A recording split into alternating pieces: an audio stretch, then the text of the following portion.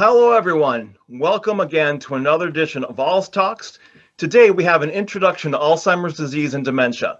This session is for anyone with questions relating to Alzheimer's or dementia. So we'll cover content that could be helpful for someone if you're noticing changes in a loved one who you might suspect has a dementia, or as well as anyone currently caring for someone living with a diagnosis. And when I say caring for someone, I mean it could be as simple as some financial assistance, helping them mow the lawn, getting groceries, or maybe more direct one-on-one care. So please follow along with us and you'll see how this disease really does impact everyone. So first, I want to introduce Susan Scatchell. She's one of our volunteer community educators for the Alzheimer's Association. Susan is the Director of Business Development for General Home Services in Deerfield, Illinois. She has worked in healthcare for over 30 years and holds a master's degree in health service administration and is a certified dementia practitioner. She's also on the board for the Home Care Association of America, Illinois chapter.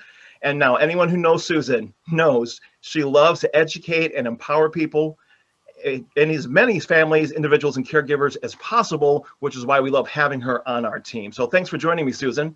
Oh, thank you, Daryl. And I'd like to introduce you. Welcome to Daryl Carlson, who serves as the Manager of Education and Community Volunteers for the Alzheimer's Association Illinois chapter out of the Peoria office. He holds a bachelor's degree in communication, along with several certifications in coaching and advanced communication methodologies. He joined the Alzheimer's Association in November of 2015 after 15 years of nonprofit work in Alaska. So in the interest of time today, we've collected some questions ahead of this event, and we will address these as many as we can during the program today.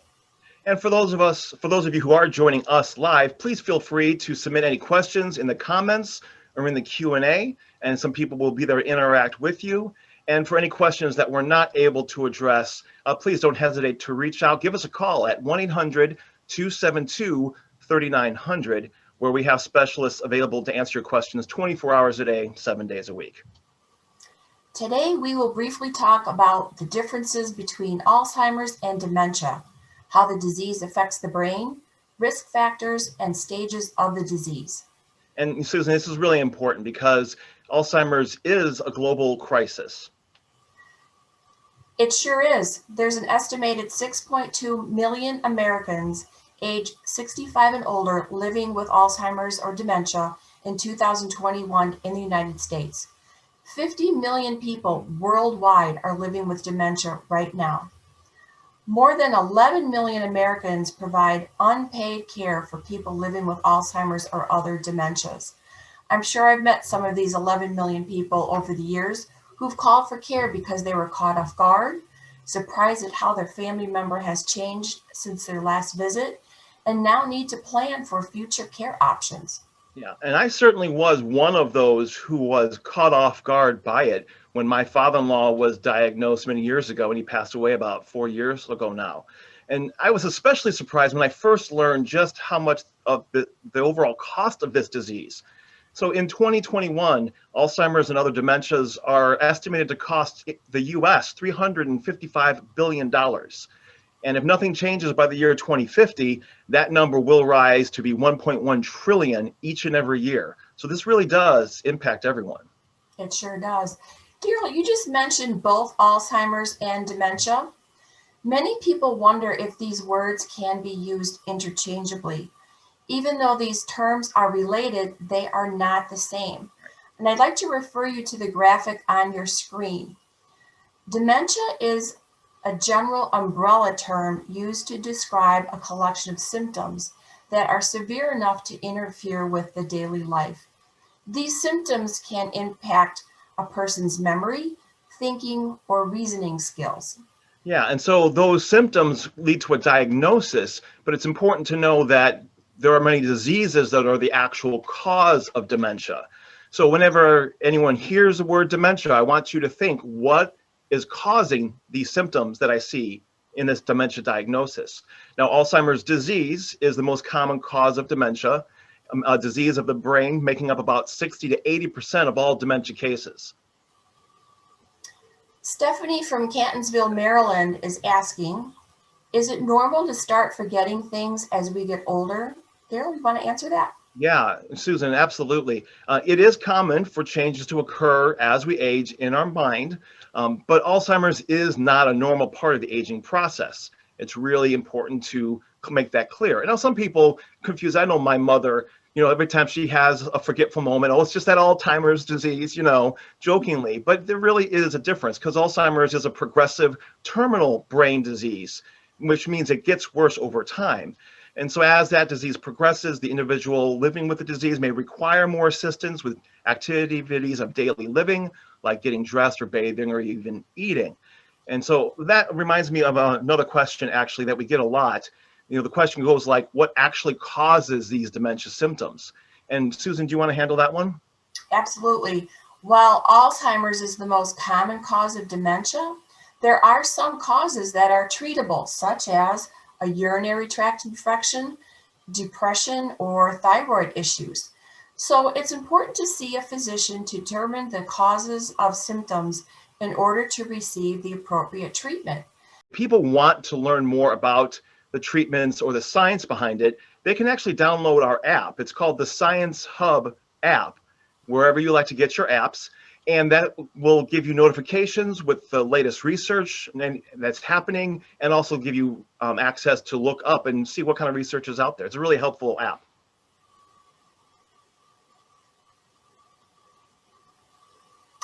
Daryl, I've heard this question a lot. There's Okay. no cure, no treatments. What's the point of getting a diagnosis? Yeah. I'd like to talk about the early diagnosis is important because it can do a couple of things for the person living with dementia and family and friends. For example, allowing the person living with dementia to participate in making decisions early that help the family and friends know their wishes. So it's important to have these conversations early. It also allows time for you to put your legal and financial plans in place. Getting a better chance to benefit from treatment for the symptoms, starting early to help with symptoms may also help slow the progression of the disease. Also, it gives you an opportunity to participate in clinical trials that help accelerate the progression in research and providing valuable insight into potential treatments and methods of prevention. And also talk about the next steps together. The most common things we talk about are safety, driving, care in the home, or possible placement, which brings up another question, Daryl. How does Alzheimer's disease affect the brain? Yeah, that's a really important question and one that a lot of people have. So just to begin, we have this slide that shows a nice cross-section of a healthy brain versus a brain that has Alzheimer's disease. You remember our brain has 100 billion nerve cells called neurons, and they send and receive messages that are responsible for making memories, creating feelings, and our thoughts. And so Alzheimer's disease actually leads to nerve cell death, which causes that loss of function and communication between the cells. Now, scientists are not absolutely sure what causes cell death or tissue loss, but we know over time the brain shrinks dramatically, as you can see, and that affects nearly all of its functioning. And so symptoms of Alzheimer's that come up can include memory loss, problems with thinking or planning, any kind of dementia-related behaviors like extra agitation, paranoia, repeating themselves frequently. And then in the later stages, there's a lot more physical decline in functioning, like trouble swallowing, that actually can complicate eating and drinking. And I know a lot of people may be wondering, what is physically happening in the brain to cause these symptoms? And the answer to that in regard to Alzheimer's disease is plaques and tangles. They begin forming in the brain and preventing neurons from transmitting their messages along those neural pathways. Now, Susan, why don't you just tell us a little bit more about that? Oh, sure. God, the brain on the right looks like a little piece of cauliflower, doesn't it? Scientists aren't completely sure what causes cell death and tissue loss with Alzheimer's, but the plaques and the tangles are the prime suspects. The plaques are abnormal clusters of protein fragments that build up between the nerve cells. And the tangles are made up of twisted strands of another protein. Alzheimer's changes the whole brain and affects all of its functioning parts. Louis from Tennessee is asking, my dad and his dad had Alzheimer's. Does that mean I'm going to get it too? Louis, thanks so much for asking this question. Though having a relative with Alzheimer's and dementia technically increase your risk, there are potential other risk factors that come into play. Age is the most common known risk factor. An individual's risk for developing the disease increases for those over the age of 65. Yeah, and that's a good point, Susan. And that's because those things going on in our mind and our body that are causing those plaques and tangles actually are present for even up to decades before you ever see a symptom, which is why age is such a great risk factor. But then other risk factors that come into play are family history. People who have a parent, brother or sister that had Alzheimer's or have it are at a higher risk to develop the disease compared to those who don't. And of course, that risk increases if you have more than one family member with the disease. And then genetics also play a role. There are basically two kinds of genes, two categories of genes that influence whether someone develops this disease or not. You have risk genes, and those are genes that increase the chance of developing the disease, but they do not guarantee that you will develop the disease. However, deterministic genes, just like it sounds, actually cause Alzheimer's disease. So anyone with that gene and inherits it will certainly develop the disorder, usually younger is the case. But the risk gene only accounts for less than 1% of all cases. So it's not something people have to really worry too much about. Since we're in the midst of a pandemic, it's important to talk about COVID-19 and Alzheimer's. Though Alzheimer's disease and dementia don't increase someone's risk of contracting COVID, there are certain dementia-related behaviors that make efforts to limit exposure more difficult to adhere to. For example, a person living with dementia may have a hard time remembering to wash their hands, maintain social distance, or keep their mask on and wear it properly. If this topic is of interest to you and you want to hear more, tune in to our next ALZ Talks on May 27th. This session will specifically address COVID and caregiving. Yeah, and as we discuss risk factors a little further, it is important to note that there are some populations that are at a higher risk for developing Alzheimer's. Hispanics are 1.5 times as likely as older whites to develop Alzheimer's and other dementias.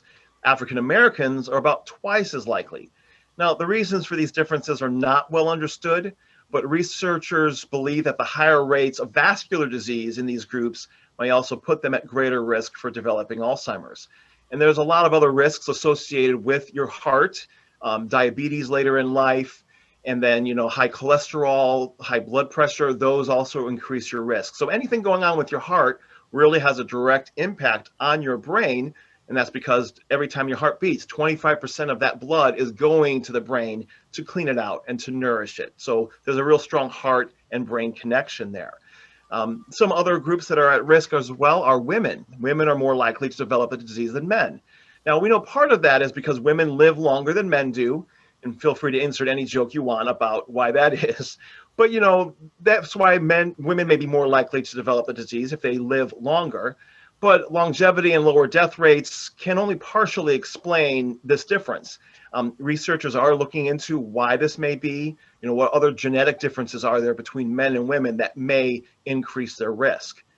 But one thing we do always want to keep in mind is risk factors affect everyone differently because everyone is unique. Evelyn from Minnesota asks, my husband was diagnosed with dementia in December and he's declined a lot since then. How much longer does he have?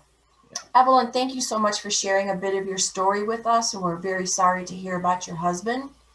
It's important to note that no two individuals experience the symptoms and progression of Alzheimer's disease in the same way. There's a saying that we share, once you've seen one person with Alzheimer's, you've seen one person with Alzheimer's. On average, a person with Alzheimer's lives between 4 to 8 years after diagnosis, but can live as long as 20 years, depending on many factors. Right, and that sort of begins to get into the nitty-gritty of Alzheimer's disease and other dementias. Colin from Houston, Texas is actually asking a question. He says, I heard that there are 7 stages. Is that true? And Colin, that is a great question.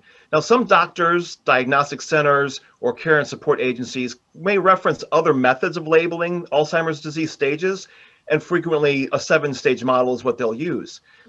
We here at the Alzheimer's Association prefer to use a 3-stage model, as you can see on your screen now, and that shows that people slowly progress through 3 general stages: early, middle, and late.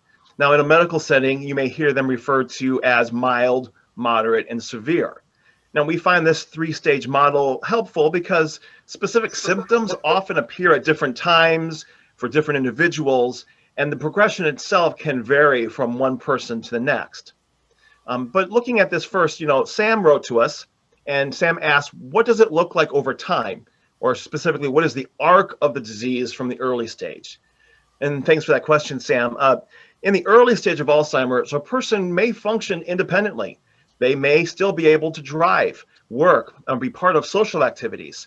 But however, the person may sometimes feel as if he or she is having more memory lapses, like forgetting familiar words, or how to cook one of those favorite recipes they used to know right off the top of their head. Mm-hmm. So Glenda, actually, from Delaware, is asking, should we correct our loved ones when they're wrong and forget things in the early stages?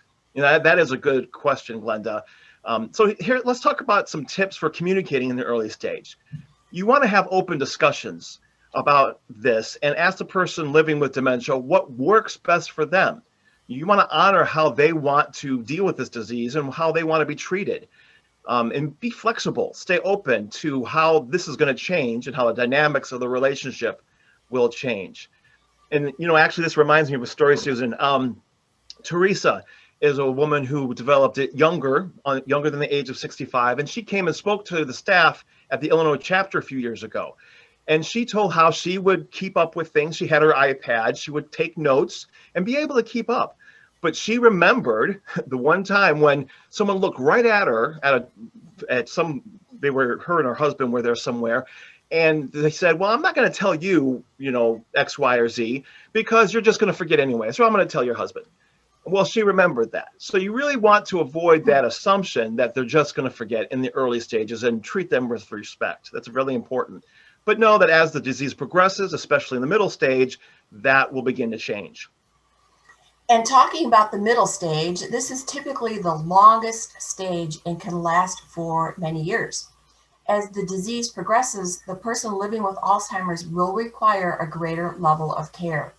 At this stage, symptoms start to become more noticeable to others and could include things like forgetfulness of events or about one's own personal history. They may become less social and withdrawn at events. They may need help choosing the proper clothing for either the season or an occasion. Some individuals may have trouble controlling their bladder and their bowels. We may also see changes in sleep patterns, like sleeping during the day and becoming restless at night. This is referred to as sundowning.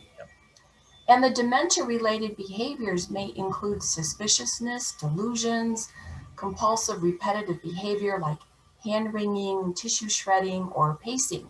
Yeah. And this is where the risk of wandering or becoming lost increases, as well as other safety concerns. Whether you were able to visit your family members this past holiday season or this spring, as states reported good COVID trends, several of our family members saw firsthand how their loved ones have changed over these past 9 to 12 months. When you're removed from the day-to-day interaction, these changes are sometimes more noticeable. I'd like to share some tips with you that you can use today.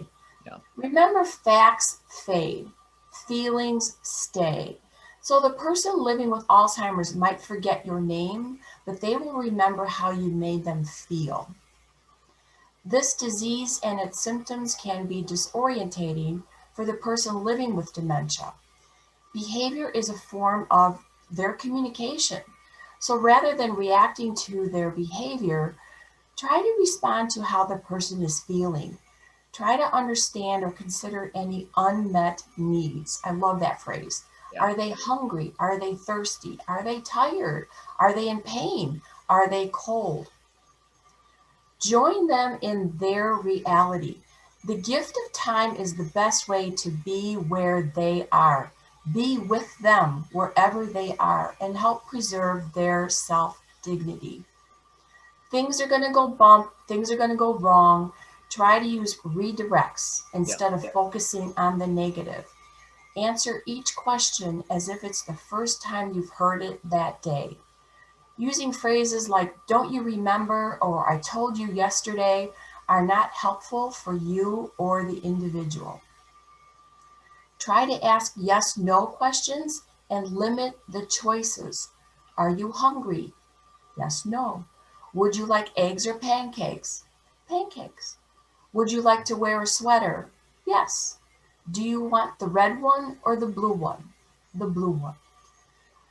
Redirect the person. Directing their focus on something else may draw their attention away from the issue that was triggering the behavior.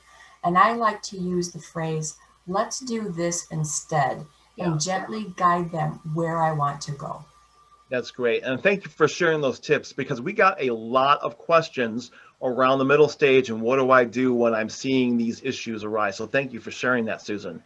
Now, if we look at the late stage, individuals will lose the ability to respond to their environment, to carry on a conversation, and eventually even to control their own movement. Now, they still may be able to say words and phrases. Just remember, the likelihood of that meaning what you think it means is really lessening. A lot of times they just like to say a familiar word or phrase, but also realize that communicating pain becomes a lot more difficult for them. And as their memory and their cognitive skills continue to worsen, personality changes may take place and individuals may need extensive help with daily activities. So in this late stage, you can expect individuals to require full-time, around-the-clock assistance with daily personal care. They're going to start to lose awareness of recent experiences as well as their surroundings. They're going to require a higher level of assistance with those daily activities, and then have a lot more physical changes in their abilities, including the ability to walk or sit up straight or even to swallow. And so we'll also notice they'll have increasing difficulty communicating and become vulnerable to infections, especially pneumonia. But even still in this stage, you still can connect. And I remember a story from Sandra, one of our caregivers, and she would go visit her mother in a long-term care facility. And when she visited, she would spend a lot of time brushing her mom's hair. And her mom enjoyed it. She'd brush it, but then she'd comb it, she'd braid it funny, do funny things with it. And her husband said to Sandra, "Honey, do you realize what your mom looks like when she's doing that? She looks really content. She looks really happy as you're just brushing her hair." So it's important to remember that your loved one's still there with you, even if they can't respond the way they used to. So you can engage with them using their five senses. You can hold hands, brush hair, listen to music, enjoy smells. If they can still swallow safely, a little bit of their favorite treat can just be a good way just to connect. So engage using their five senses is a good tip to remember in the late stage. Yeah, that's great. Theodore from Wichita, Kansas asked, "My partner of 33 years doesn't seem to have consistent symptoms. Some days are really good and other days are bad. Is this normal?" Theodore, thank you so much for sharing that with us. Simply put, the answer is yes. The stages are not concrete, and the lines between the different stages are very fluid. Person's symptoms may vacillate over time or days or even hours. Try to identify patterns of these good times and maybe not so good times and use them to your advantage. Use them to connect with memories, maybe scheduling doctor's appointments or family visits. Ultimately, the dementia symptoms do worsen over time. People will gradually progress through stages at different rates as their abilities, focusing on their abilities, change. Work with what the person living with Alzheimer's can do and let go of the things that they can't do. This is a mind shift change for the care partner. Yeah, and that's a very important mind shift change to have. That helps a lot. So now we've covered a lot of information today, and you may have more questions or need more information or want to find more support. Just please know the Alzheimer's Association is in communities across the country, providing direct services to individuals and families facing this disease. We're available wherever and whenever you need support. And there's a few key ways that you can reach out and connect with us for that. A great one is our free 24/7 helpline, 1-800-272-3900. And I encourage people, if you have your phone on you, just pull it out, make a new contact, call it ALZ, and put in our helpline. So that way, whenever you need it, you have it there. We're available anytime, day or night. You can speak to a master's level dementia specialist on this free confidential helpline. They can provide disease education, to support in decision making, crisis assistance, help you find resources. And then those resources are confidential and free and available to anyone impacted by the disease, as well as the general public. And I like to remind healthcare professionals, you can call the helpline too in case you need it. Another place you can look is alz.org.